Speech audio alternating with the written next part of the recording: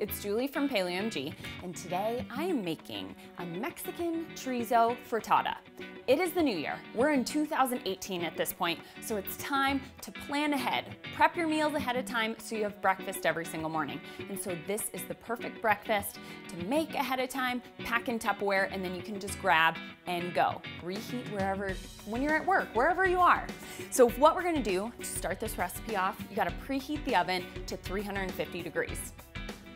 So once you have your oven preheated to 350 degrees, you're gonna get a pound of chorizo sausage. So this is Malaise chorizo sausage. I love it, they don't add sugar to it. So this is one of my favorite brands. I get it at Natural Grocers, and it tastes so good. So we're gonna add this to a 10-inch cast iron skillet, and we're just gonna put this over just medium heat. Now this is the best tool known to man. I just got this meat smasher on Amazon, and it makes breaking up your meat so much easier so you can get it really crumbly and into those small little baby pieces. So while that chorizo is cooking, I'm gonna chop half of a yellow onion and then 2 garlic cloves. So I'm just gonna chop this up. All I do is just place the garlic on the cutting board, give it a little smash, and that will help peel it.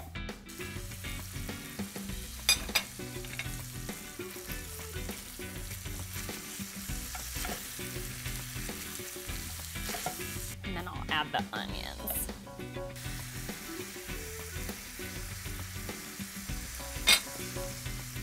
So now all I have to do is cook this chorizo through. We wanna make sure no pink remains in it, and the onions will cook down and get nice and soft, and you'll smell that garlic, and that's how you know it's cooking through. So obviously, with a frittata, you need eggs. So I'm gonna whisk together 10 eggs.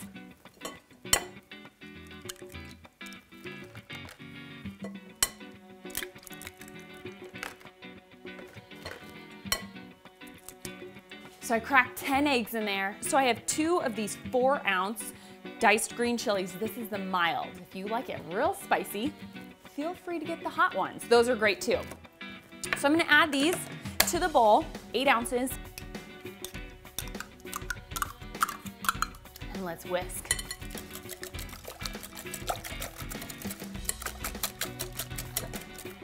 And then just a little bit of salt.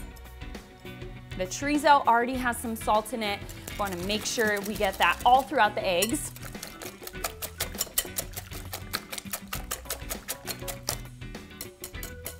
And now, all we have to do is pour that into our chorizo mixture. Break this up a little more. So my chorizo is all cooked through. You want to make sure it's completely cooked through, and then we can add the eggs. I like to smooth it out in an even layer first, and then we're just gonna dump the eggs in. You wanna make sure it's still at medium heat. So I'm gonna cut this big tomato into 4 slices, and then I'm gonna put that on top of my frittata. So I'll just lay these in around my frittata, however you like, whatever looks good. And you can see they don't just fall into the bottom of the frittata, and the edges have started to turn up a little bit, and that's how you know it's ready to go in the oven.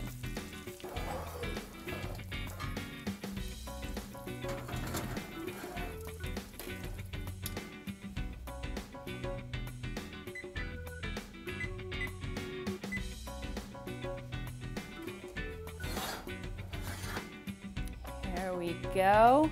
Our frittata is all done. But you gotta garnish it. You gotta put all the toppings on there.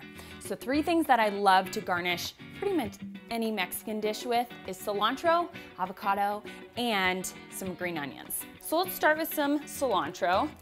I'll chop this up, and all I have to do is sprinkle that on top. Now let's do some green onions. And this will give it a nice crunch when you bite into that frittata, since everything is so soft now.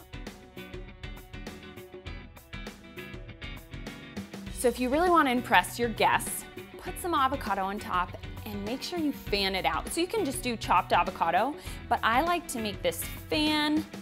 So I like to scoop the avocado out. All you're gonna do is make some thin slices in the avocado.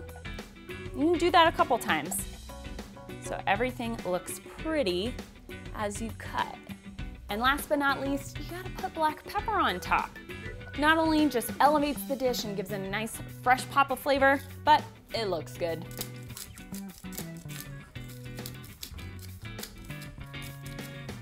So if you want this full recipe, just go to PaleOMG.com.